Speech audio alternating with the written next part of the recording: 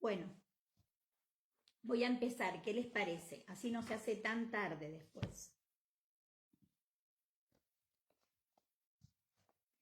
Bueno, el capítulo 97. Por alguien que sí es digno. De paso me dicen si se escucha bien, si no se escucha, me dicen, ¿eh? Bueno. Al día siguiente, antes del amanecer, volví a esperar la barandilla. El olor a ceniza era intenso y acre en el viento, pero ya no había humo. Aún así, una bruma matinal seguía cubriendo la costa como una mortaja, y tuve una pequeña sensación de déjà vu, mezclada con esperanza, al ver el pequeño bote que salía de la neblina y avanzaba poco a poco hacia el barco. Pero cuando se acercó más, mis manos se aferraron con fuerza a la barandilla. No era Jamie. Durante un instante traté de convencerme de que sí lo era, de que solo se había cambiado la chaqueta, pero cada vez que remaba yo estaba más segura. Cerré los ojos que me ardían a causa de las lágrimas, sin dejar de repetirme que era absurdo ponerse así. Aquello no significaba nada. Jamie vendría, lo había dicho. El hecho de que hubiera otra persona aproximándose al barco por la mañana tan temprano no tenía nada que ver con él ni conmigo. Aunque eso no era cierto. Cuando abrí los ojos y me los sequé con la muñeca, volví a mirar el bote de remos y sentí una punzada de incredulidad. El hombre alzó la mirada con la llamada del vigía y me vio en la barandilla. Nuestros ojos se encontraron un instante y luego él bajó la cabeza y cogió los remos. Tom Christie. El gobernador no estaba nada contento de que lo sacaran de la cama al amanecer durante 3 días consecutivos. Pude oírlo más abajo, ordenándole a cada uno de los infantes de marina que le dijeran al sujeto, fuera quien fuese, que esperara hasta una hora más razonable, a lo que siguió un golpe perentorio en la puerta del camarote. Yo tampoco estaba contenta ni tenía ánimo de esperar, pero el infante de marina, que estaba junto a la escalerilla, se negó a dejarme pasar. Entonces, con el corazón latiendo con fuerza, me volví y avancé hasta popa, donde había dejado a Christie, aguardando. El infante que estaba allí titubeó. Sin embargo, después de todo, no había órdenes de que me impidiera hablar con los visitantes, así que me dejó pasar. Señor Christie. Estaba de pie junto a la barandilla mirando hacia la costa, pero se volvió a escuchar mis palabras. Señora Fraser. Estaba muy pálido. Su barba entrecana destacaba tanto que casi parecía negra. Se había arreglado y también se había cortado el cabello, aunque seguía teniendo el aspecto de un árbol golpeado por un rayo. Cuando me miró, volví a tener vida en sus ojos. Mi marido, empecé a decir, pero él me interrumpió. Se encuentra bien, la espera en la costa. Lo verá enseguida. Ah. El hervor del miedo y furia en mi interior se redujo un poco, como si alguien hubiera bajado la llama, pero mi sentido de la impaciencia seguía humeando. Bueno, por todos los demonios, ¿qué diablos está ocurriendo? ¿Quiere decírmelo? Me miró en silencio durante un largo instante. Luego se pasó la lengua por los labios y se volvió para contemplar el tranquilo mar gris, más allá de la barandilla. Volvió a mirarme y respondió hondo, evidentemente preparándose para algo. He venido a confesar el asesinato de mi hija. Me quedé mirándolo, incapaz de encontrar sentido en las palabras. Entonces las encajé en una frase. Las leí en mi mente y por último las comprendí. No, no es cierto, dije. Una mínima sombra de sonrisa pareció cruzar por su barba, aunque se esfumó antes de que pudiera verla. Sigue llevándome la contraria, según veo, intervino secamente. No importa cómo siga yo, repuse con bastante grosería. ¿Se ha vuelto loco? ¿O es este el nuevo plan de Jamie? Porque en ese caso, él me interrumpió poniéndome la mano en la muñeca. Me sobresalté porque no esperaba un contacto físico. Es la verdad, afirmó en voz muy queda, y estoy dispuesto a jurarlo ante las sagradas escrituras. Lo contemplé paralizada. Él me devolvió la mirada y en ese momento me di cuenta de que me había mirado a los ojos, muy pocas veces. Desde el instante en que nos conocimos siempre había desviado la vista, como si deseara evitar cualquier conocimiento verdadero de mí, incluso cuando se veía forzado a hablarme. Pero todo eso había quedado atrás, y la mirada de sus ojos no se parecía a nada que yo hubiera visto antes. Las arrugas de dolor y el sufrimiento dibujaban profundos surcos a su alrededor, y los párpados estaban cargados de pena, pero los ojos mismos eran profundos y serenos, como el mar que nos rodeaba. Aquella actitud que lo había acompañado durante nuestro viaje de pesadilla al sur, aquella atmósfera de terror callado, de dolor enmudecido, lo había abandonado y había sido reemplazada por la determinación y por algo más, algo que ardía en lo más profundo de su ser. ¿Por qué?, pregunté finalmente, y él me soltó la muñeca dando un paso atrás. ¿Una vez usted me preguntó si yo creía que era una bruja? Por el tono evocador de su voz, podía haber transcurrido varias décadas. Lo recuerdo, respondí con cautela. Usted dijo, ahora me acordaba bien de aquella conversación, y algo pequeño y helado revoloteó en la base de mi columna vertebral. Dijo que sí, que creía en las brujas, pero que no pensaba que yo fuera una de ellas. Él asintió, clavando sus ojos grises en mí. Me pregunté si estaba a punto de corregir aquella opinión, pero por lo visto no era así. Creo en las brujas, declaró muy serio, porque las he conocido. La muchacha lo era, igual que su madre. El revoloteo helado se acentuó. La muchacha, intervine. ¿Se refiere a su hija, Malva? Él meneó un poco la cabeza y sus ojos adquirieron un matiz más oscuro. No era mi hija, respondió. No era su hija. Pero sus ojos, ella tenía sus ojos. Yo misma escuché mis palabras y tuve ganas de perderla, y él se limitó a sonreír con una expresión triste. Y los de mi hermano. Se volvió hacia la barandilla, puso las manos sobre ella y miró a través del estrecho del mar, hacia tierra. Se llamaba Edgar. Cuando tuvo lugar el alzamiento y yo me descanté con los Estuardo, él no quiso saber nada. Dijo que era una tontería. Me rogó que no lo hiciera. Movió la cabeza poco a poco, viendo algo en sus recuerdos que supe que no era la costa arbolada. Yo pensaba que, no importa lo que pensara, pero fui y le pedí que cuidase de mi esposa y del muchacho. Respiró hondo y suspiró con tranquilidad, y lo hizo. Ya veo, dije en voz muy baja. Él giró la cabeza de miedo, debido al tono de mi voz, mientras me miraba fijamente con sus ojos grises. No fue culpa suya. Mona era una bruja, una hechicera. Sus labios se cerraron con fuerza a ver la expresión de mi cara. Veo que no me cree.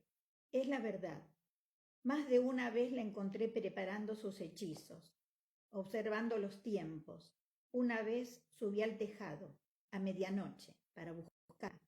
Estaba allí, completamente desnuda y contemplando las estrellas, de pie en el centro de una estrella de 5 puntas que había dibujado con la sangre de una paloma de verdad, con el cabello suelto, ondeando al viento como una loca.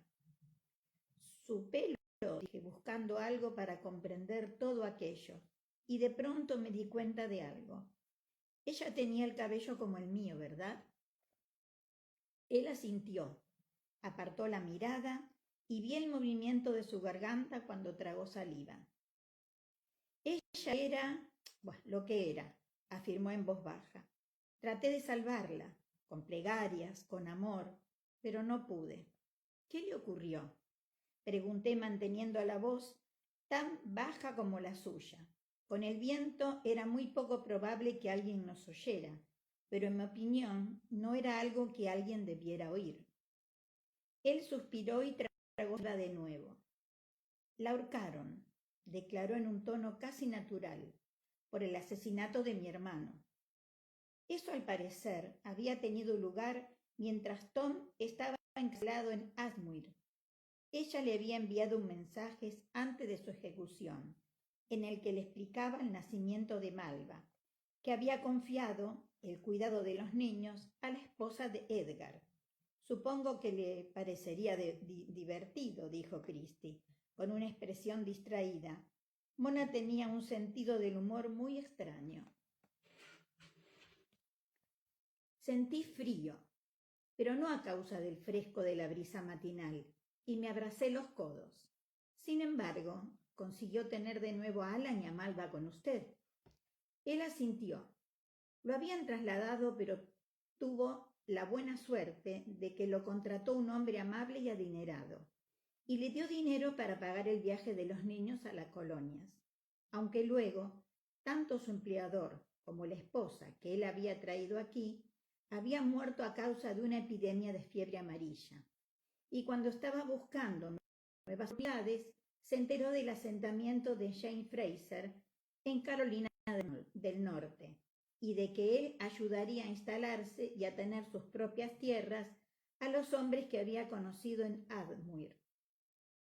Juro por Dios que desearía verme cortado el cuello antes de venir aquí, dijo, volviéndose repentinamente hacia mí.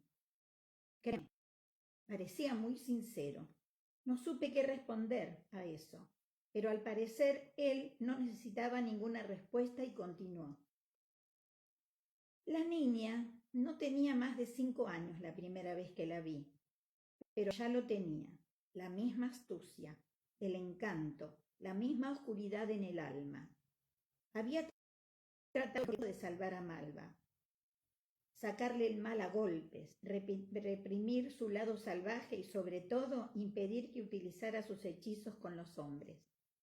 Su madre también era así. Apretó los labios al pensarlo. Cualquier hombre. Las dos tenían la maldición de Lilith. Sentí un hueco en la boca del estómago cuando él retomó el tema de Malva. Pero ella estaba embarazada, interrumpí. Su rostro se puso más pálido, pero su voz era firme. Sí, en efecto. No me parece mal evitar que llegue al mundo otra bruja. Al ver mi cara, prosiguió antes de que pudiese interrumpirlo. ¿Sabía que trató de matarla? A usted y a mí, a los dos. ¿A qué se refiere? ¿Cómo que trató de matarme? Cuando usted le habló de las cosas invisibles, los gérmenes. Ella se interesó mucho por ese tema. Me lo dijo cuando la pillé con los huesos. ¿Qué huesos? Pregunté, y un frío helado me recorrió la espalda. Los huesos que cogió de la tumba de Efraín para hechizar a su marido. No los usó todos, y los encontré más tarde en su cesta de labores. Le pegué con fuerza y entonces me lo explicó. Acostumbraba a vagar sola por los bosques en busca de plantas comestibles y hierbas. Lo había hecho durante el apogeo de la epidemia de disentería, y en su recorrido se había encontrado con la cabaña aislada del comedor de pecados, aquel hombre extraño y maltrecho. Lo había hallado al borde de la muerte, ardiendo de fiebre y en coma, y mientras ella estaba allí, sin saber si ir a buscar de ayuda o simplemente salir corriendo, él había fallecido. Entonces, presa de una repentina inspiración, y teniendo en cuenta mis cuidadosas enseñanzas, había cogido moco y sangre del cuerpo. Lo había puesto en un frasquito con un poco de caldo del caldero del hogar y lo había guardado en su corset para conservar de este modo la temperatura con el calor de su propio cuerpo. Luego había vertido unas gotas de esa infusión letal en mi comida y en la de su padre, con la esperanza de que si enfermábamos, nuestras muertes se considerarían parte de la epidemia que aquejaba al cerro. Sentía los labios rígidos y exangües. ¿Estás seguro de eso?, susurré. Él asintió sin esforzarse en convencerme, y supe que decía la verdad. ¿Quería a Jamie?, pregunté. Cerró los ojos durante un instante. El sol estaba saliendo y aunque brillaba detrás de nosotros, se reflejaba en el agua con un resplandor tan intenso como el de la plata. Ella quería, afirmó por fin. Ella tenía ambición, deseaba riquezas, posición y lo que consideraba libertad, por ver que era libertinaje, sin verlo jamás. Habló con una violencia repentina y pensé que Malva no era la única que no veía las cosas como él. Pero si había deseado a Jamie, ya fuera por él mismo o por sus propiedades, y cuando su hechizo de amor fracasó y se condujo la epidemia, eligió un camino más directo hacia lo que quería. Aún no encontraba la manera de comprender aquello y, no obstante, sabía que era verdad. Y luego, cuando tuvo el inconveniente de quedarse embarazada, le ocurrió un nuevo plan.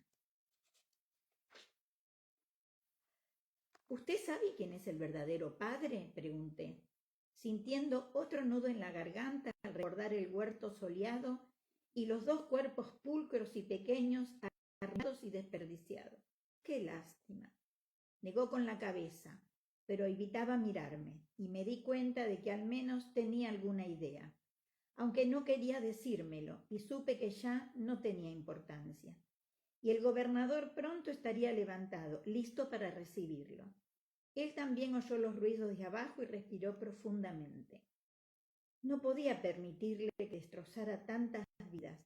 No podía dejar que siguiera adelante con todo aquello, porque si era una bruja, no se confunda, que no lograra matarla a usted y a mí no fue más que una cuestión de suerte. Ella habría matado a alguien antes de terminar. Tal vez a usted, si su esposo se aferraba a usted. Quizás a él, con la esperanza de heredar sus propiedades para el niño. Tomó una dolorosa bocanada de aire con dificultad. Ella no nació de mis entrañas, y sin embargo, era mi sangre, mi hija. Yo no podía permitir. Yo era responsable. Se detuvo incapaz de terminar. Pensé que decía la verdad y no obstante, Tomás, dije con firmeza. Esos son tonterías y usted lo sabe. Me miró sorprendido y vi que había lágrimas en sus ojos. Parpadeó para deshacerse de ellas y respondió con fuerza. ¿Cómo dice? Usted no sabe nada. Vio cómo me sobresaltaba y bajó la mirada. Entonces, con torpeza, extendió un brazo y me cogió la mano. Sentí las cicatrices de la operación que le había realizado y la fuerza flexible de los dedos que me agarraban. He esperado toda mi vida en una búsqueda. Agitó su mano libre vagamente y luego cerró los dedos como si agarrara la idea. Y prosiguió con más seguridad. No, en la esperanza de algo que no podía nombrar, pero que sabía que debía existir. Sus ojos recorrieron mi cara, intensos, como si estuviera memorizando mis rasgos. Levanté una mano y un escrutinio para arreglar mi despeinado cabello, pero él me atrapó la mano y la sostuvo sorprendiéndome. Déjelo así, dijo. De pie, con ambas manos en las suyas, no tenía alternativa. Tomás, afirmé insegura. Señor Christie, me había convencido de que buscaba a Dios. Tal vez sí lo era, pero Dios no es carne y sangre, y el amor de Dios por sí solo no podía sostenerme. He escrito mi confesión. Me soltó. Se metió una mano en el bolsillo y después de rebuscar un poco sacó un papel doblado. Se aferró con sus dedos cortos y sólidos. Juro aquí que fui yo quien mató a mi hija, por la vergüenza que me causó con sus indecencias. Habló con bastante convicción, pero pude ver los movimientos de su garganta sobre el arrugado cuello de su camisa. No fue usted, dije con seguridad. Sé que no fue usted. Él parpadeó mirándome fijamente. No, contestó con naturalidad, pero tal vez debería haberlo hecho. He hecho una copia de esta confesión, añadió, volviendo a meterse el documento en la chaqueta, y la he dejado en el periódico de Nevers. La publicarán. El gobernador la aceptará. ¿Cómo no iba a hacerlo? Y usted quedará libre. Esas últimas 4 palabras me golpearon y me aturdieron. Él seguía apretándome la mano derecha y su pulgar me acariciaba los nudillos.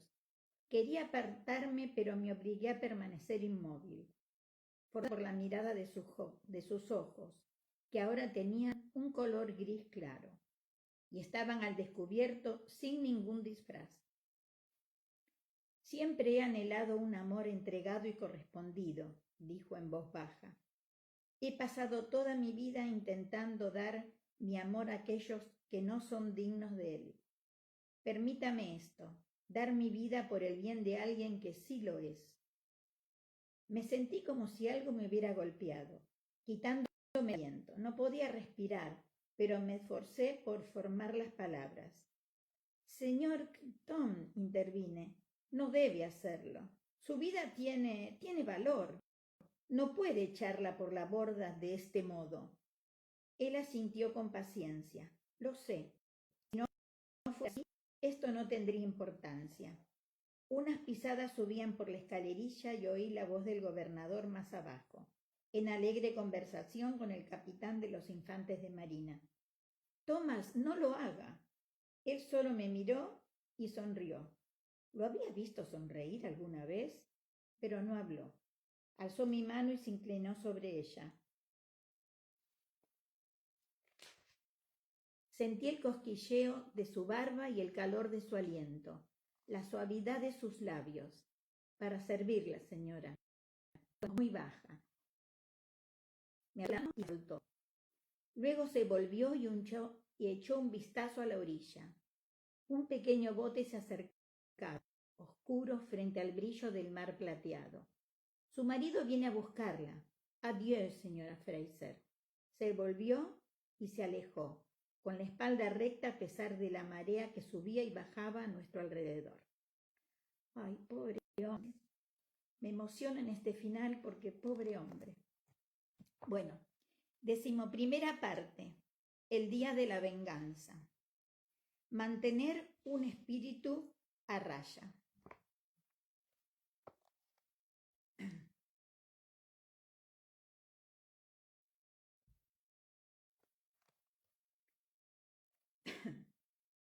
Jamie gimió, se desperezó y se incorporó pesadamente sobre la cama.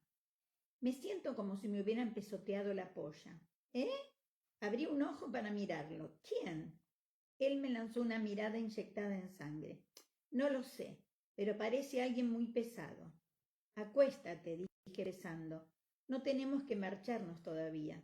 Puedes descansar un poco más. Negó con la cabeza. No, quiero ir a casa. Ya hemos estado lejos demasiado tiempo. No obstante, no se levantó para terminar de vestirse, sino que continuó sentado en la torcida cama de la posada, la camisa y con sus enormes manos colgando flojas entre sus muslos. Parecía muy cansado, a pesar de que acababa de despertarse, y no era de extrañar. Pensé que no había podido dormir durante varios días, teniendo en cuenta el tiempo que había tardado en encontrarme. El incendio del fuerte Johnston, los acontecimientos relacionados con mi liberación del cruiser. Al recordarlo sentí un enorme peso encima. A pesar de la alegría con la que me había levantado al darme cuenta que era libre, estaba en tierra y junto a Jamie. Acuéstate, repetí. Rodé hacia él y le puse una mano en la espalda. Apenas ha amanecido. Al menos esperemos hasta el desayuno. No puedes viajar sin haber descansado ni comido. Jamie miró hacia la ventana, que todavía estaba cerrada. Las rendijas habían comenzado a palidecer con la luz creciente. Pero yo tenía razón. Abajo no había sonido alguno de fuegos que se estuvieran avivando, ni golpes de calderos que se estuvieran preparando. Capituló de repente y se desmoronó poco a poco hacia un costado, incapaz de reprimir un suspiro cuando su cabeza volvió a instalarse en la almohada. No protestó cuando lo cubrí con el raído edredón, ni tampoco cuando lo cubrí para acomodarlo al suyo, rodeando su cintura con un brazo y apoyando la mejilla en la espalda. Todavía olía humo, aunque los dos nos habíamos lavado deprisa la noche anterior para luego caer sobre la cama e internarnos en un olvido que nos había costado una buena cantidad de dinero. Me di cuenta de lo cansado que estaba. A mí todavía me dolían las articulaciones a causa del cansancio y de los bultos del colchón de lana. Cuando llegamos a la orilla, Ian nos estaba esperando con caballos, y cabalgamos lo más lejos que pudimos antes de que cayera la oscuridad, hasta que por fin encontramos una posada destartalada en medio de la nada, un tosco alojamiento de carretera para las carretas que iban de camino a la costa. Malcolm, dijo él, titubeando de una manera casi imperceptible, cuando el posadero le pidió el nombre. Alexander Malcolm. Y Murray, añadió Ian, bostezando y rascándose las costillas. John Murray. El posadero, a quien la cuestión no le importaba, había sentido. No tenía ninguna razón para relacionar a tres viajeros comunes y corrientes, aunque bastante desaliñados, con un famoso caso de homicidio. De todas formas, yo sentí un pánico creciente bajo el diafragma cuando me miró. Había percibido con vacilación de Jamie al dar aquel nombre, su desagrado por tener que reasumir uno de sus muchos alias bajo los que había vivido. Él valoraba su nombre más que la mayoría de los hombres. Yo solo esperaba que en su debido tiempo éste recuperara su valor. Roger podía ayudar. Supuse que a esas alturas ya sería todo un ministro, lo que me hizo sonreír. Tenía un talento muy especial para atenuar las divisiones entre los habitantes del cerro, apaciguar las disputas y, con la autoridad adicional de ser un ministro ordenado, su influencia se incrementaría. Sería bueno tenerlo de regreso y volver a ver a Bree y a Jamie. Sentí nostalgias de ellos, aunque pronto los veríamos. Nuestra intención era pasar por Cross Kent y hacer que nos acompañaran el resto del camino. Naturalmente, ni Bree ni Roger tenían idea alguna de lo que había ocurrido durante las últimas 3 semanas, ni de cómo sería la vida ahora, después de todos los acontecimientos. Los pájaros cantaban a pleno pulmón en los árboles.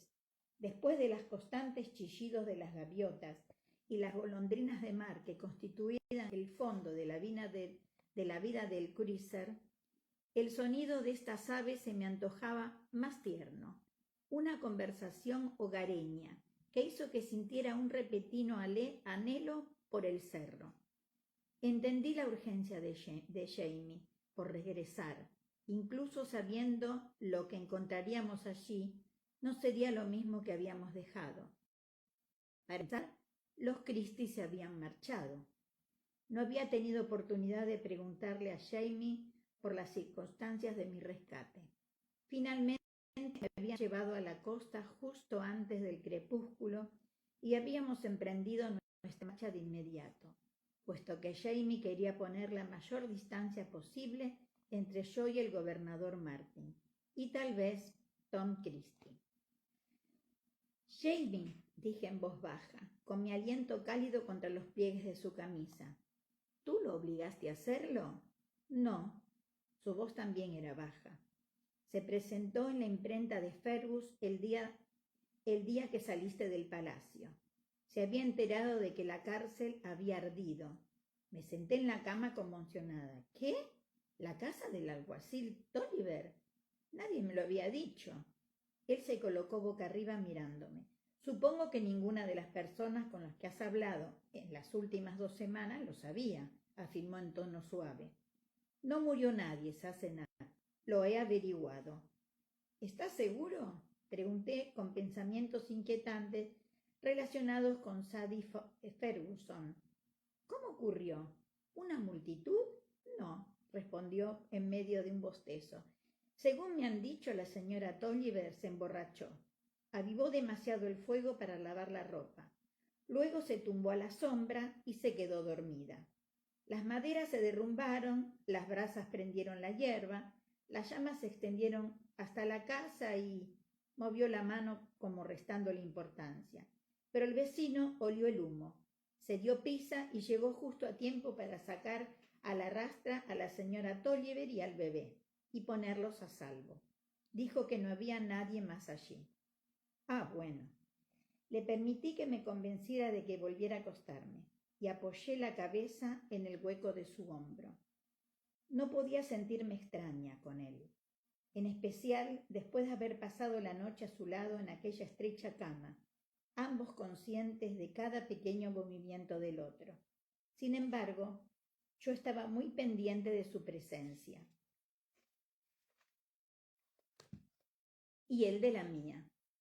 Su brazo me hablaba. Sus dedos exploraban inconscientemente mi espalda, leyendo mis formas como si fuera braille mientras me hablaba. Respecto a Tom, él, por supuesto, había oído hablar de Loignon. De modo que se enteró de que habías desaparecido de la cárcel. Para entonces tú tampoco estabas en el palacio y había llevado un tiempo separarse de Richard Brown sin despertar sus sospechas, pero nos encontró ahí y me explicó lo que pensaba hacer. Acariciaron mi nuca y sentí que la tensión que tenía en esa zona comenzaba a aliviarse. Le dije que esperaba que yo iba a intentar deliberarte por mi cuenta, pero si no lo lograba, de modo que sabes que no fue él, hablé con certeza. ¿Él te dijo que lo había hecho? Solo comentó que había guardado silencio mientras todavía había alguna posibilidad de que te juzgaran y te declararan inocente, pero que en el momento en que aparecieras estar en peligro, su intención era hablar de inmediato. Por eso insistió en venir con nosotros. Yo no quise hacerle preguntas, dijo él con delicadeza, pero él no lo hizo, insistí. Jamie, tú sabes que no lo hizo. Sentí en su pecho que se elevaba bajo mi mejilla Sentí que su pecho se elevaba bajo mi mejilla al inspirar. Sí, lo sé, respondió en voz baja. Permanecimos en silencio durante un instante. Hubo bolsitos amortiguados en el exterior y me sacudí. Pero solo era un pájaro carpintero cazando insectos en las vigas infectadas de gusanos de posada. ¿Crees que lo ahorcarán? Pregunté por fin, observando las vigas astilladas del techo. Supongo que sí. Sus dedos habían reanudado ese movimiento semi-inconsciente, alisándome el pelo de detrás de las orejas.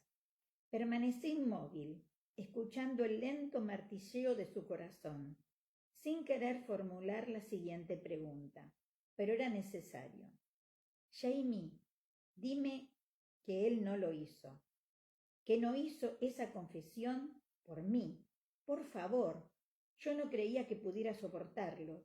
Sus dedos se detuvieron tocándome apenas la oreja. Él te ama, lo sabes, ¿verdad? Habló en voz muy baja. Además de estas palabras también escuché su eco en su pecho. Me lo dijo. Sentí un nudo en la garganta, recordando aquella franca mirada gris.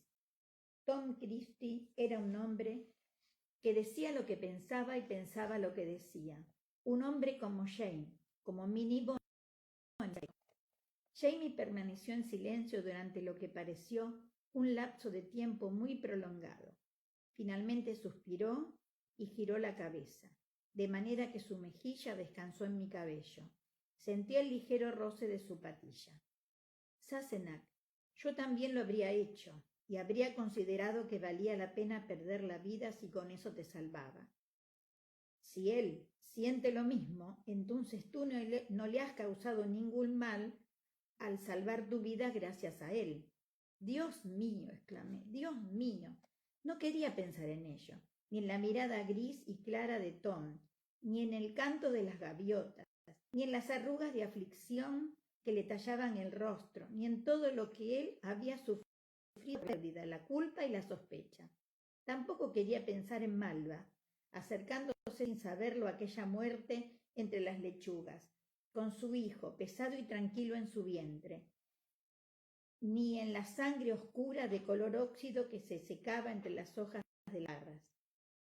Por encima de todo no quería pensar que yo había tenido algo que ver con toda esa tragedia, pero era imposible.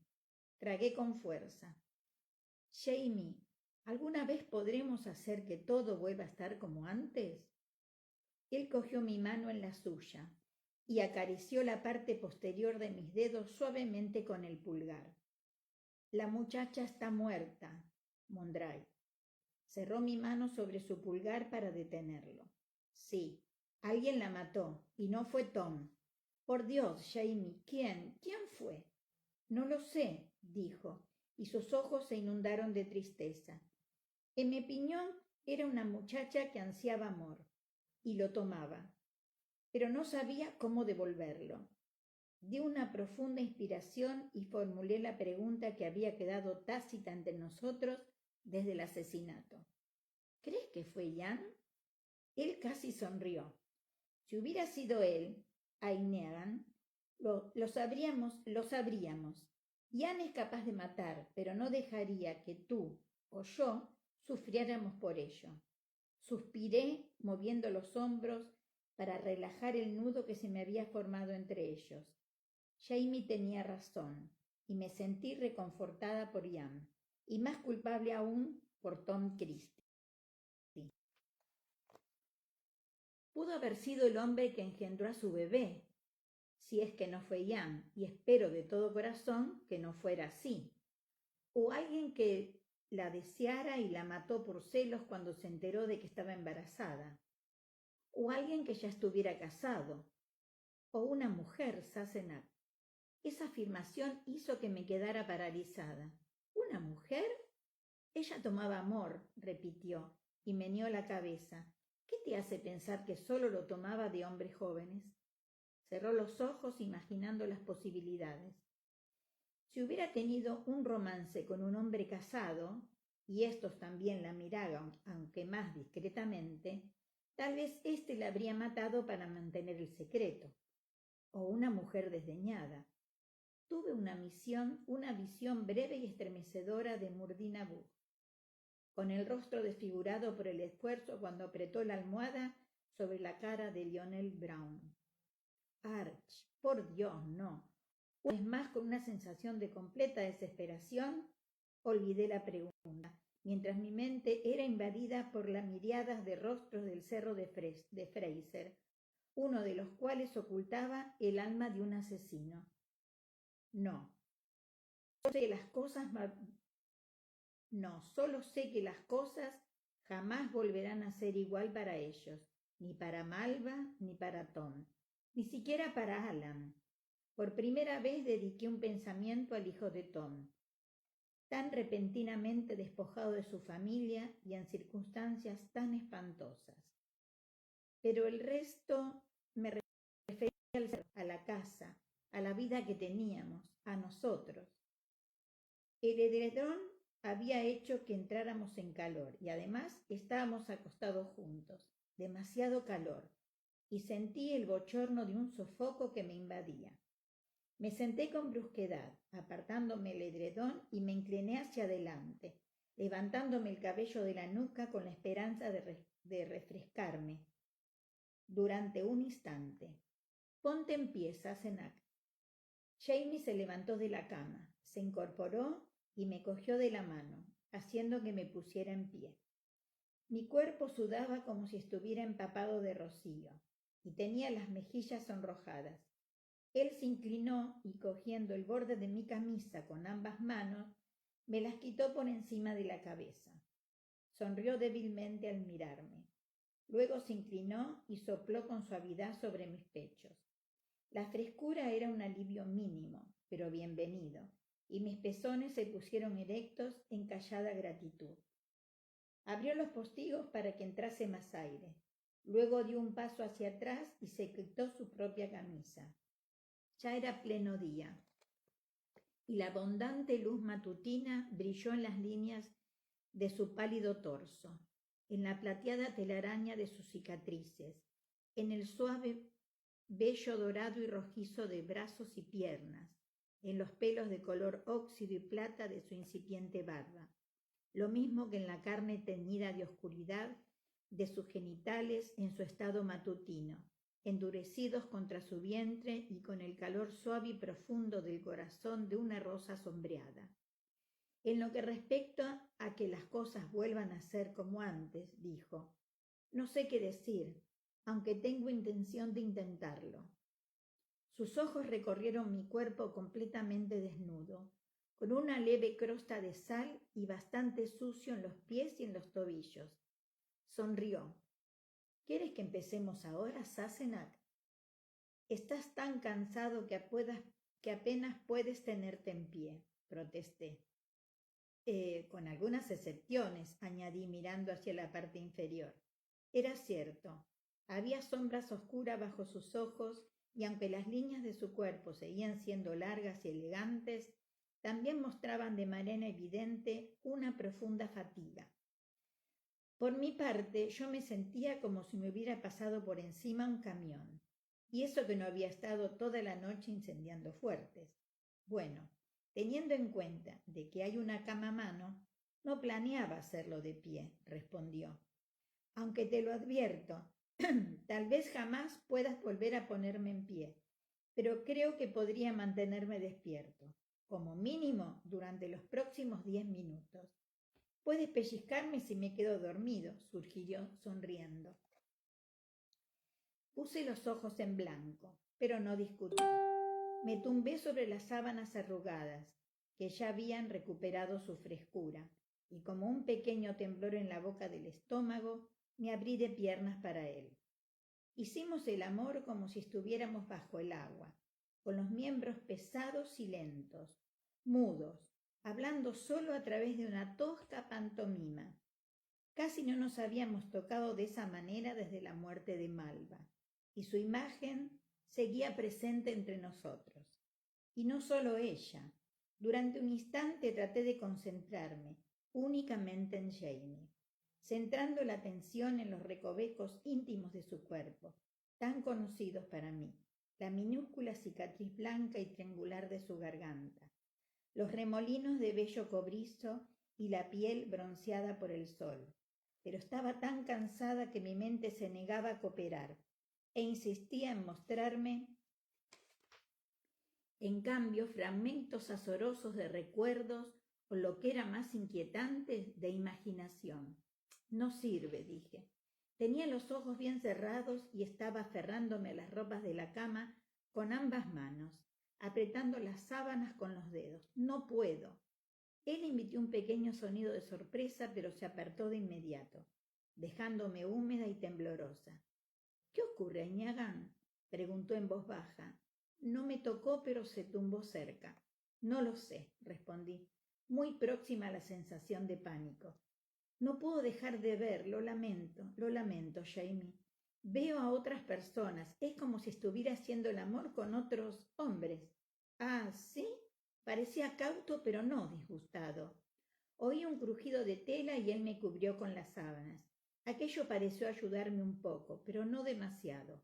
El corazón me golpeaba con fuerza en el pecho. Me sentía mareada y me costaba respirar. La garganta se me cerraba todo el tiempo. Bolus hystericus, pensé con bastante calma. Para Bichan. Era más fácil decirlo que hacerlo, pero dejé de preocuparme por sufrir un infarto. Ah, la voz de Jamie seguía cauta. ¿Quién? Odhepil. Y no, Sentí un nudo de repulsión en el estómago al venirme a la mente el suceso. Tragué saliva. No, yo ni siquiera había pensado en ello. Se quedó callado y tumbado a mi lado respirando. Tuve la impresión de que estaba literalmente partiéndome en pedazos. ¿Y a quién ves, Claire?, susurró. ¿Puedes decírmelo? A Frank, contesté con rapidez, antes de poder cambiar la idea. Y a Tom, y a Malva. Mi pecho se sacudía y sentía que jamás volvería a tener aire suficiente para respirar de nuevo. Podía sentirlos a todos, exclamé, tocándome, queriendo entrar. Rodé de costado y oculté la cara en la almohada como si fuera capaz de dejar todo atrás. Jamie permaneció en silencio durante bastante tiempo. ¿Le habría hecho daño? Lamentaba habérselo dicho, pero ya no me quedaban defensas. No podía mentir, ni siquiera por la mejor de las razones. Simplemente no tenía dónde ir, ningún sitio donde esconderme. Me sentía acosada por fantasmas que me susurraban, por su pérdida, sus necesidades, su desesperado amor tirando de mí, separándome de Jamie y de mí misma. Tenía el cuerpo tenso y rígido, tratando de impedir su disolución, y la cara tan hundida en la almohada intentando escapar que sentí que tal vez me ahogaría, y me vi obligada a girar la cabeza en busca de aire. Claire, la voz de Jamie era suave, pero noté su aliento en mi cara y mis ojos se abrieron de inmediato. Sus ojos también eran suaves y estaban oscurecidos por la pena. Con mucha lentitud levantó la mano y me tocó los labios. Tom, exclamé, siento como si ya estuviera muerto por mi culpa, y es terrible. No puedo soportarlo, Jamie, de verdad, no puedo. Lo sé. Movió la mano y vaciló. ¿Puedes soportar que te toque? No lo sé. Tragué el bulto que se encontraba en mi garganta intentándolo y lo comprobaremos. Inténtalo y lo comprobaremos. Eso le provocó una sonrisa, aunque yo se lo había dicho muy en serio. Puso la mano con delicadeza en mi hombro e hizo que me volviera. Luego se acercó de nuevo a su cuerpo, moviéndose lentamente, para concederme la posibilidad de apartarme. No lo hice. Me hundí en él y me aferré a su cuerpo como si fuera un palo flotante, lo único que evitaría que me ahogara. Y era cierto. Me abrazó y me acarició el cabello durante mucho tiempo. «Puedes llorar por ellos, Monandón», susurró por fin contra mi pelo. «Déjalos entrar». La mera idea hizo que volviera a sentirme tensa a causa del pánico. «No puedo». «Llora por ellos», susurró, y su voz me abrió más profundamente que su miembro. «No puedes mantener a raya un espíritu». «No puedo, me temo», dije, pero ya estaba alterada por la pena y las lágrimas humedecían mi cara. «No puedo», pero lo hice. Abandoné la lucha y me abrí al recuerdo y a la pena. Sollocé como si me fuera a romper el corazón y dejé que se rompiera, por ellos y por todos los que no pude salvar. «Déjalos entrar y llora por ellos», Claire susurró, «y cuando se haya marchado, te llevaré a casa».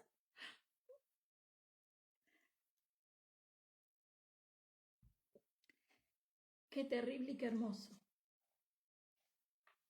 Bueno, último capítulo. El antiguo amo. Me dejó un poco conmocionada.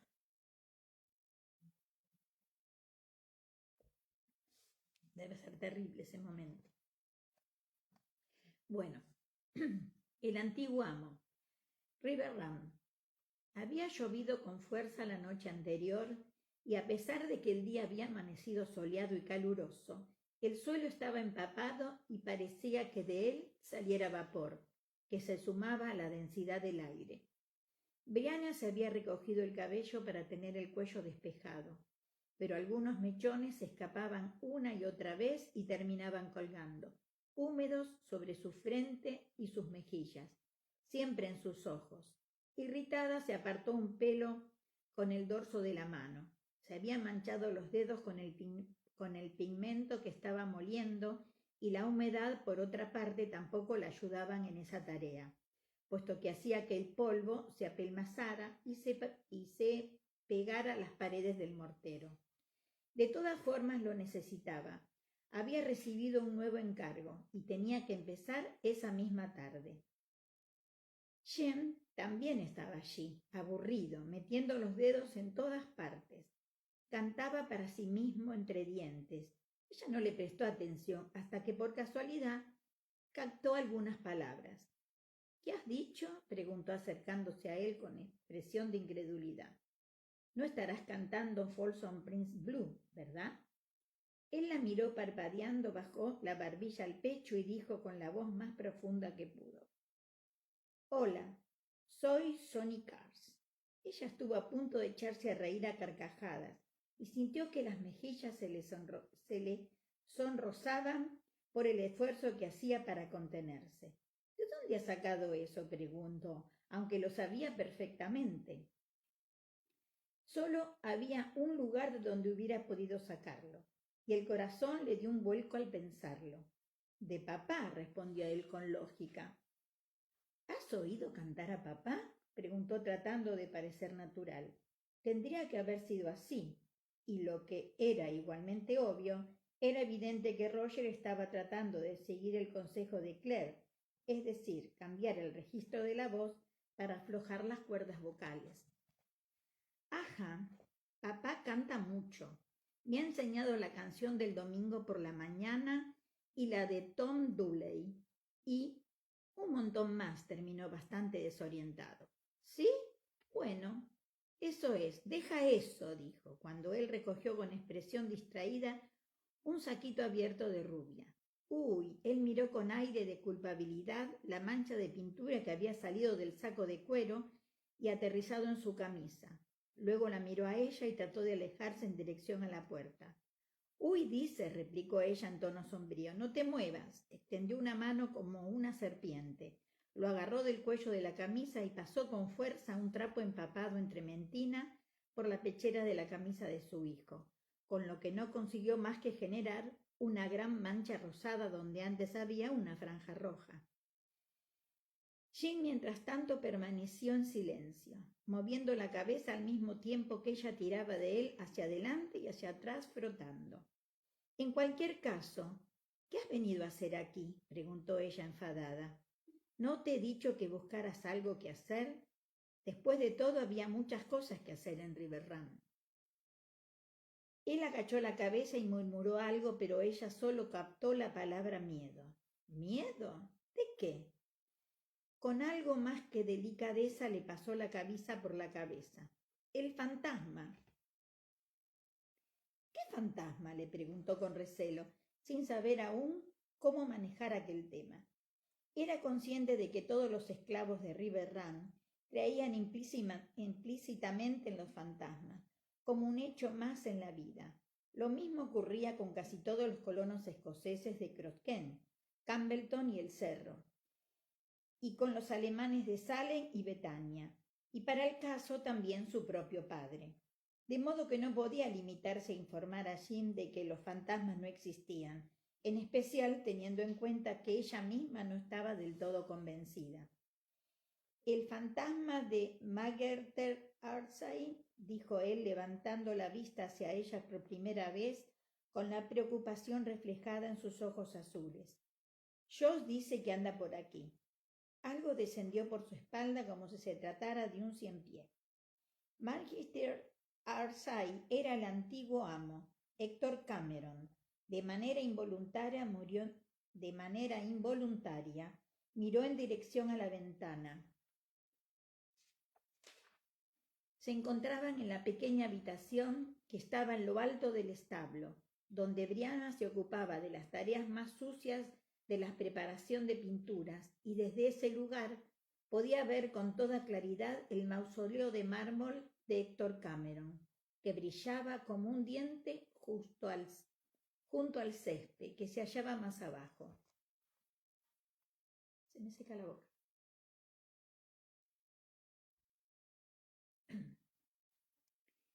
Me pregunto por qué Joss habría dicho eso, respondió ella, tratando de ganar tiempo.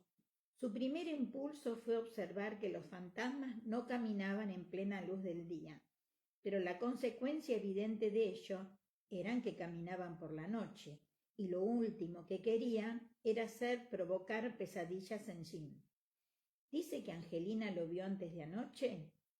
Un fantasma grande y viejo, dijo él estirando los brazos con las manos abiertas como zarpas y abriendo mucho los ojos en una evidente imitación del relato de Joss.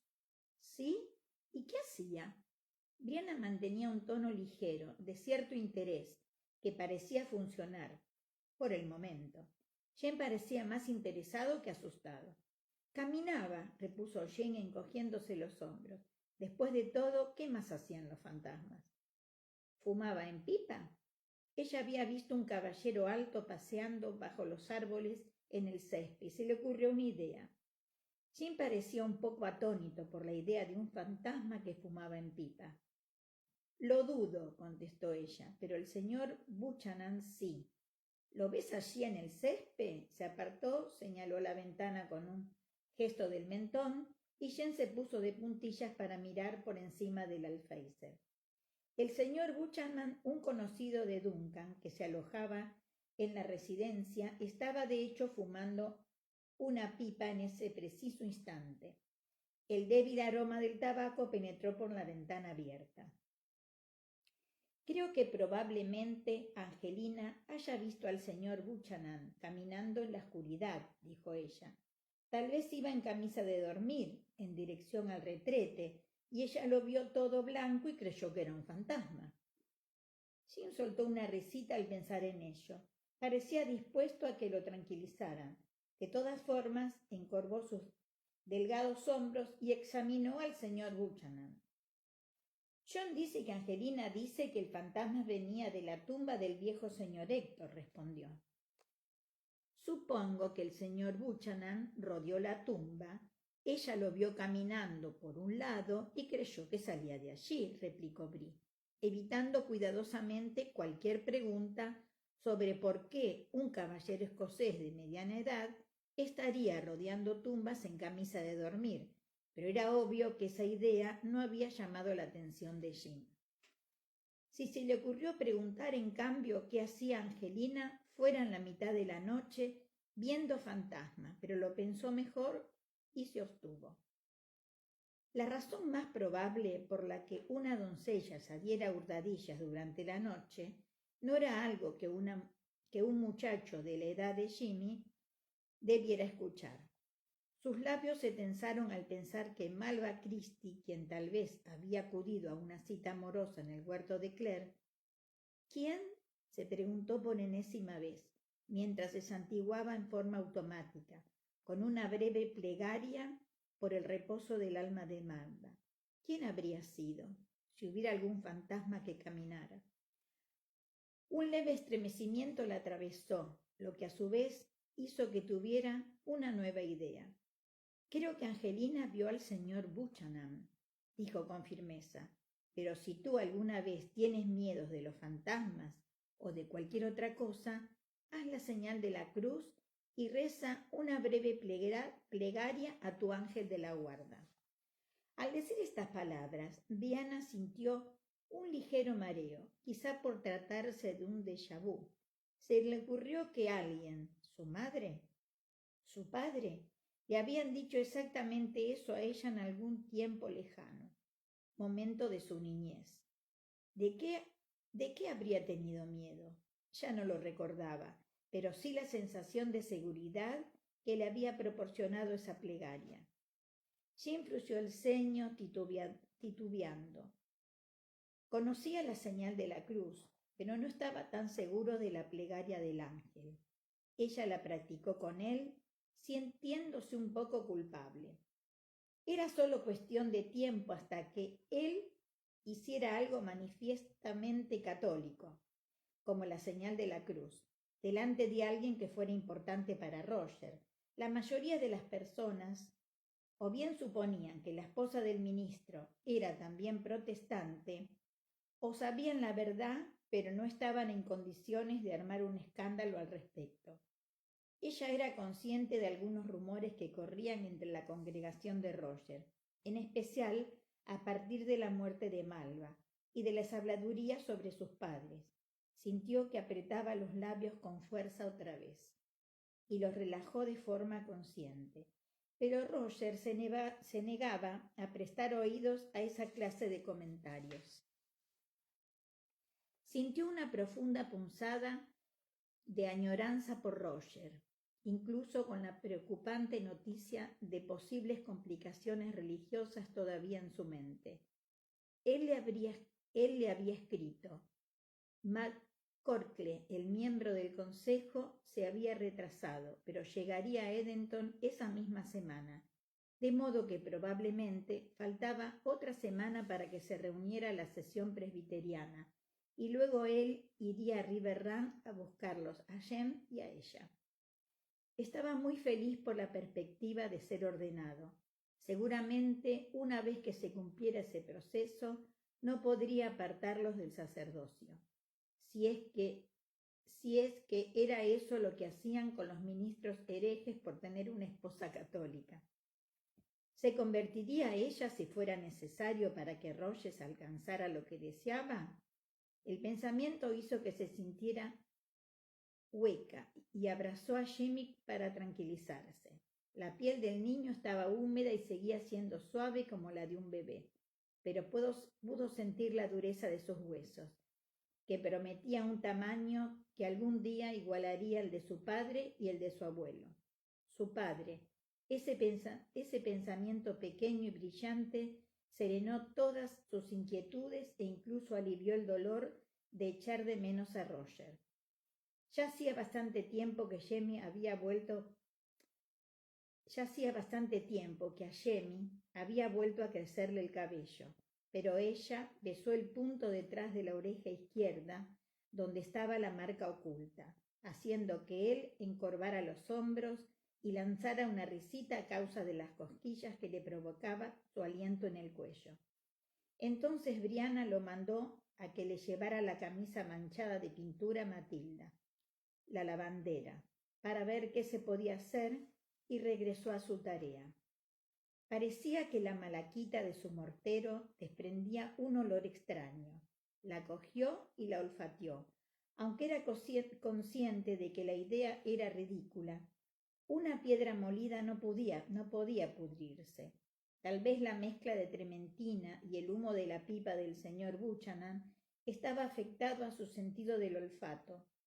Meneó la cabeza y vertió el suave polvo verde en un frasco, con mucho cuidado, para mezclarlo más tarde con aceite de nuez o emplearlo en témpera de huevo. Lanzó una mirada de asentimiento sobre la selección de cajas y recipientes, algunos proporcionados por la tía Yocasta y otros cortesía de John Gray, que los había hecho enviar especialmente desde Londres, y los frascos y bandejas de secado de los pigmentos que ella misma había molido, para ver qué más hacía falta. Esa tarde iba a dedicarse solo a los bocetos preliminares. El encargo consistía en un retrato de la anciana madre del señor Forbes, pero tal vez dispusiera solo de 1 o 2 semanas para terminar el trabajo antes de que se regresara Roger. No podía perder. Un mareo hizo que se sentara de inmediato y unos puntos negros flotaron en su visión. Apoyó la cabeza entre las rodillas y respiró hondo. No resultó de mucha ayuda. El aire estaba impregnado de olor a trementina y se sentía espeso con el hedor putrefacto de los establos de la planta inferior. Levantó la cabeza y se aferró al borde de la mesa. Sus entrañas parecían haberse convertido de pronto en una sustancia líquida que pasaba del vientre a la garganta para luego regresar, dejándole el aroma amargo de la bilis en el fondo de la nariz. ¡Ay, Dios mío! El líquido de su vientre ascendió hasta la garganta, y Brianna apenas tuvo tiempo de coger la palangana que había sobre la mesa y tirar el agua al suelo antes de que el estómago le diera un vuelco en su frenético esfuerzo por vaciarse. Apartó la palangana con mucho cuidado y se sentó, jadeando, contemplando la mancha húmeda del suelo, mientras el mundo debajo de ella se movía en su eje y se acomodaba en un ángulo nuevo y extraño. Felicidades, Roger, dijo en voz alta, con un tono distante e incierto en el aire húmedo y sofocante. Creo que vas a ser padre otra vez. Permaneció sentada inmóvil durante un instante, examinando con cuidado las sensaciones de su cuerpo, tratando de hallar alguna certeza. No había tenido mareos con Jimmy, pero sí recordaba esa extraña alteración de los sentidos, ese peculiar estado llamado inestesia, en virtud del cual la vista, el olfato, el gusto y a veces también el oído mezclaban cada cierto tiempo y de una manera muy rara sus características. La sensación desapareció tan de imprevisto como se había presentado.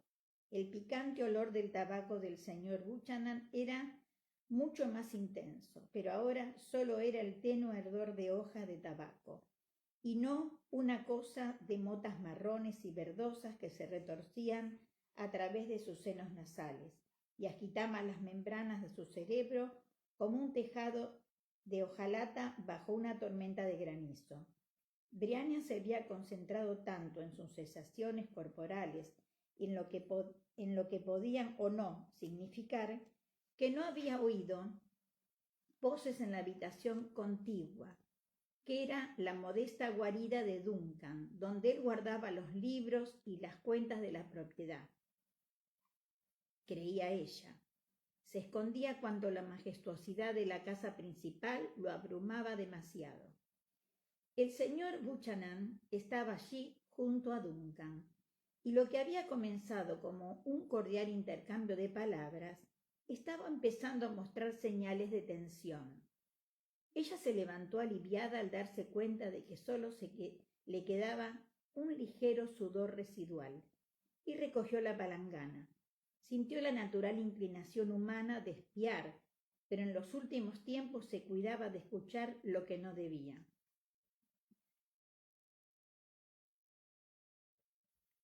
Duncan y su tía Yocasta eran acérrimos leales a la corona, y nada que ella pudiera decir a modo de respetuosa exhortación o argumento lógico lo desviaría de su ideología.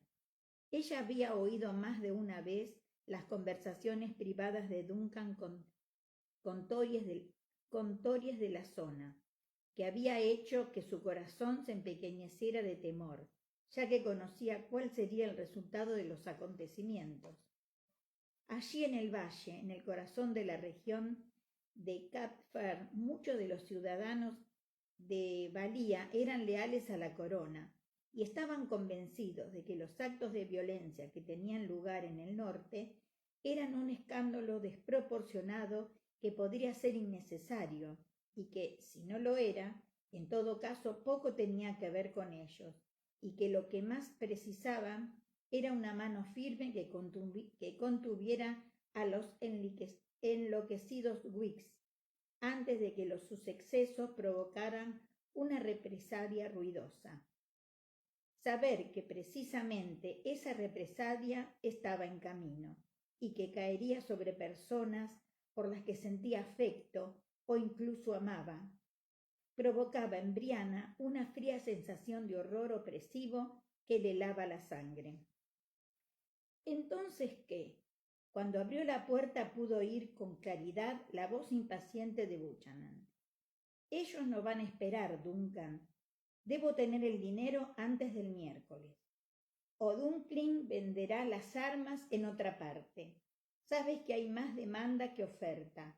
Si le ofrecemos oro, esperará, pero no durante mucho tiempo. Sí, lo sé muy bien, Sawney. Duncan también parecía impaciente y muy intranquilo, pensó Brianna. Si puede hacerse, se hará. ¿Sí? Preguntó Buchanan. ¿Qué significa ese sí? Hasta ahora siempre ha sido así, Sawney. No hay ningún problema. Sawney, dile a Duncan que tenemos un trato por su fuerte Damney. He dicho, Alexander, que si puede hacerse, se hará. La voz de Duncan era grave, pero de pronto había adquirido un tono acelerado que ella jamás había oído antes. Buchanan dijo algo grosero en gaélico, y de pronto la puerta de la oficina de Duncan se abrió y él salió por ella tan irritado que apenas la vio y no la saludó más que con un brusco gesto al pasar. Lo que a Abril le pareció bien, teniendo en cuenta que estaba allí con un cuenco lleno de vómito. Antes de que pudiera librarse de él, apareció también Duncan. Estaba acalorado y extremadamente preocupado por sí. Notó su presencia. ¿Cómo te encuentras, muchacha?, preguntó al tiempo que la miraba con los ojos entornados. Estás verde. ¿Te has sentado algo mal? Creo que sí, pero ya me encuentro bien, contestó apresurándose a volver a meter el cuenco en la habitación tras ella. Lo dejó en el suelo y luego cerró la puerta. ¿Tú estás bien, Duncan? Él vaciló un instante, pero que fuera que le preocupaba era demasiado abrumador como para ocultarlo. Miró a su alrededor, pero a esa hora del día no había ningún esclavo cerca. Aún así se acercó a ella y bajó la voz. Por casualidad, ¿tú has visto algo peculiar en Negan? ¿Peculiar en qué sentido? Él se frotó sus bigotes caídos con un nudillo y volvió a mirar a su alrededor. Pongamos cerca de la tumba de Héctor Cameron, preguntó, con la voz apenas audible. Su diafragma, que seguía irritado por haber vomitado, se contrajo de repente al escuchar esas palabras. Se llevó una mano al vientre. ¿Sí? La expresión de Duncan se hizo más intensa. Yo no, dijo, y le habló de Jamie, Angelina y el supuesto fantasma. Se me ha ocurrido que podría ser el señor Buchanan. Terminó haciendo un gesto hacia la escalera por la que se había desvanecido Alexander Buchanan. Caramba, qué idea tan interesante, murmuró Duncan, frotándose distraído sus sienes entre canas. Pero no, seguramente no. Él no podría, aunque es una idea interesante. A Brianna le pareció que Duncan había recuperado una leve esperanza. Duncan, ¿puede decirme qué ocurre? Él respiró profundamente, meneando la cabeza, no como negación, sino con un gesto de perplejidad, y expiró encorvando los hombros. El oro, se limitó a decir, ha desaparecido. Hola, Pepituá. 7.000 libras en lingotes de oros era una cantidad importante, en todos los sentidos.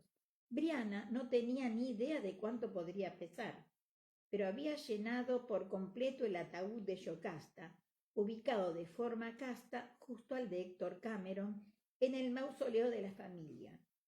¿Qué quieres decir con desaparecido?, preguntó.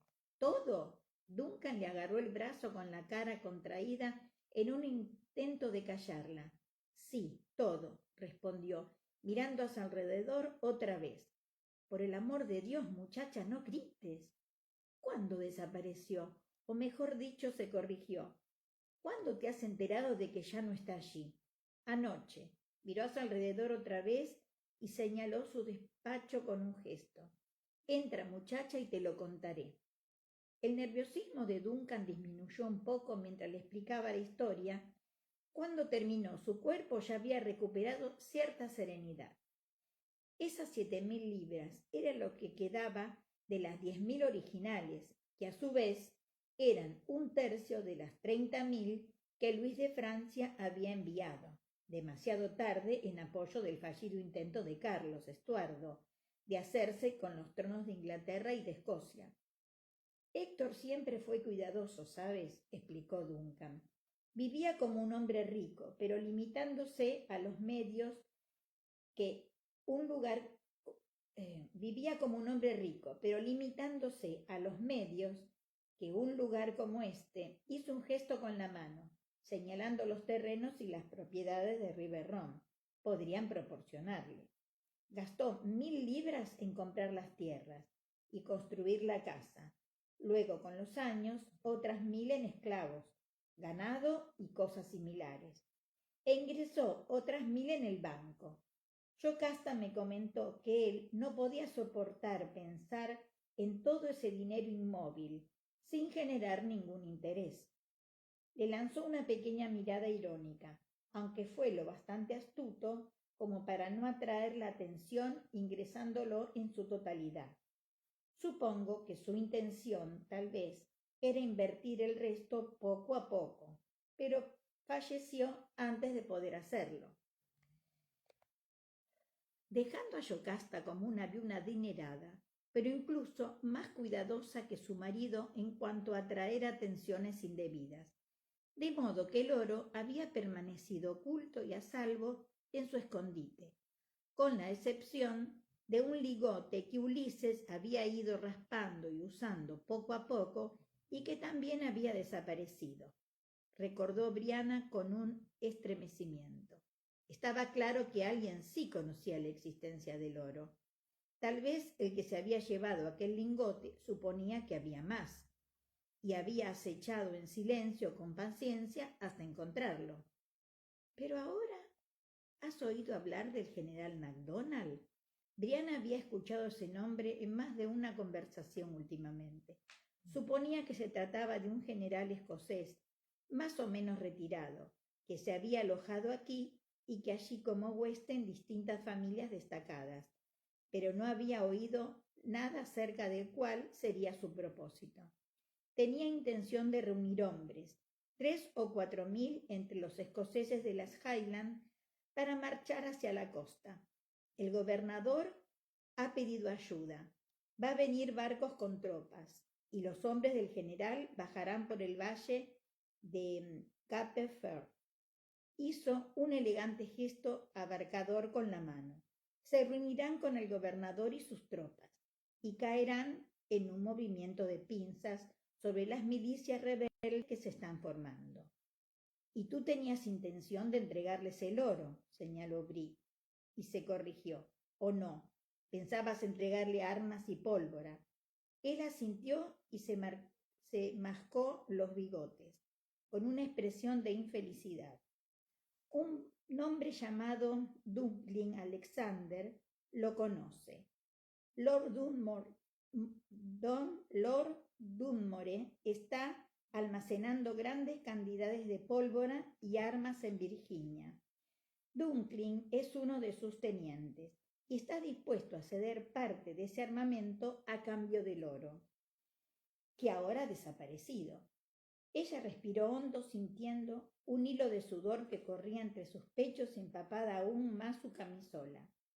Que ahora ha desaparecido, admitió él en tono lúgubre. De modo que debo preguntarme quién era ese fantasma de Jimmy, ¿no? Un fantasma, sin duda, ya que el hecho de que alguien hubiera entrado en un lugar como River Run, lleno de gente, y hubiera transportado varios cientos de kilos de oro sin que nadie lo advirtiera. El sonido de pisadas en la escalera hizo que Duncan moviera la cabeza de pronto en dirección a la puerta, pues no era más que Joss, uno de los mozos de cuadra negro con el sombrero en la mano. Deberíamos marcharnos, señorita Brie, dijo con una respetuosa inclinación de cabeza, para aprovechar la luz, ¿sabe? Se refería a sus dibujos. Había 1 hora de viaje hasta Cross Kent y la casa del abogado Formes y el sol estaban elevándose al cenit a gran velocidad. Ella miró sus dedos manchados de verde y recordó su cabello. Caía de su moño improvisado. Antes que nada tendría que arreglarse un poco. Ven, muchacha. Duncan hizo un gesto hacia la puerta, con un delgado rostro todavía marcado por las arrugas de la preocupación, pero algo más aliviado tras haber compartido la información.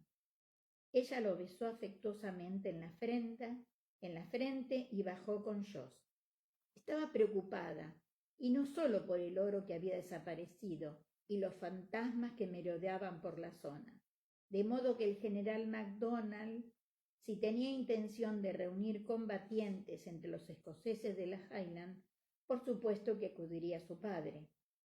Como Roger le había comentado poco antes, Jamie puede caminar por la cuerda floja entre Uis y Tories, mejor que cualquier hombre que conozco, pero cuando las cosas se pongan difíciles, tendrá que saltar.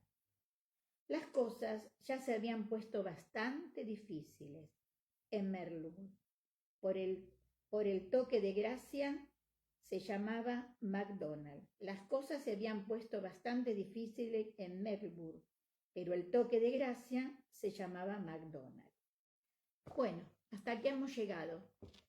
Perdonen algunos furcios, perdonen la pronunciación, no sé gaélico ni inglés. Espero que les haya gustado. A mí me emociona mucho, me conmueve la lectura. Muchas veces tengo que reprimirme porque si no se me cierra la garganta. Pero es un lindo capítulo, un lindo capítulo. Bueno, les agradezco mucho que estén ahí, que me hayan escuchado y decirle que las quiero mucho y aunque no nos veamos, nos hacemos compañía. Hasta la próxima.